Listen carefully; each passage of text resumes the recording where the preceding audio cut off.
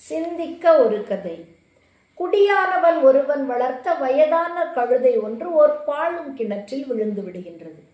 பாழும் கிணற்றில் விழுந்த கழுதையை எப்படியாவது காப்பாற்றணும்னு அந்த குடியானவன் ரொம்ப முயற்சி பண்றான். அவனால் அதை காப்பாற்றவே முடியல. இப்ப அவன் என்ன முடிவு பண்றான்? இந்த கழுதையோடு சேர்த்து இந்த பாழும் கிணற்றை மூடிடணும் அப்படின்னு சொல்லிட்டு முடிவு பண்றான். குப்பைகள், மணல்கள் இதையெல்லாம் கொட்டினா இந்த கிணத்தை மூடிடலான்னு சொல்லிட்டு நினைத்து அந்த ஊரில் உள்ளவர்களினுடைய உதவியை நாடுகின்றான். ஊர்ல உள்ளவங்களை எல்லாரும் ஒத்துக்கொண்டு அடுத்த நாள்ல இருந்து அந்த கிணற்றுக்குள் குப்பை, மணல் இவற்றையெல்லாம் தேவையற்றவைகளை கொட்ட ஆரம்பிக்கிறாங்க. குப்பைகள் கொட்டப்படப்பட அது அந்த கழுதையின் மேல போய் விழுது. அந்த சுமை தாங்க முடியாம வலியில அந்த கழுதையானது அலறி துடித்து கத்திக்கொண்டே இருக்கின்றது. 2-3 நாட்கள் செல்ல செல்ல அந்த கழுதையினுடைய ஓலமானது குறைகின்றது.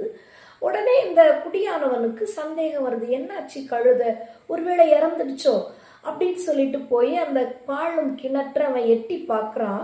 அங்கே அந்த கழுதையானது தன் மேல் விழுந்த குப்பைகளை உடலை சிலிர்த்து சிலிர்த்து அந்த குப்பையை தள்ளிட்டு அந்த குப்பைக்கு மேலே அது வந்து கொண்டிருப்பதை அவன் கவனிக்கின்றான்.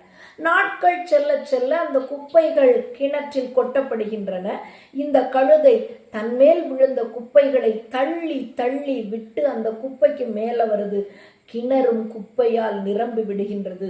குப்பை மேட்டுக்கு மேல வந்த கழுதை அங்கிருந்து தப்பி ஓடி விடுகின்றது. இந்த நிகழ்வை பார்த்து அந்த ஊர் மக்களே விக்கித்து போய் நிற்கின்றனர். நம்முடைய வாழ்க்கையில இதே மாதிரிதான் நமக்கு மேல நிறைய குப்பைகள் கொட்டப்படுகின்றது. அந்த சூழ்நிலைகளை நமக்கு சாதகமாக பயன்படுத்தி நாமும் முன்னேறி சென்றோம் அப்படின்னு சொன்னா, அதெல்லாம் உதறி விட்டுட்டு சென்றோம் அப்படின்னு சொன்னா நம்முடைய வாழ்க்கையிலும் நாம் நிச்சயமாக வெற்றி அடையலாம்.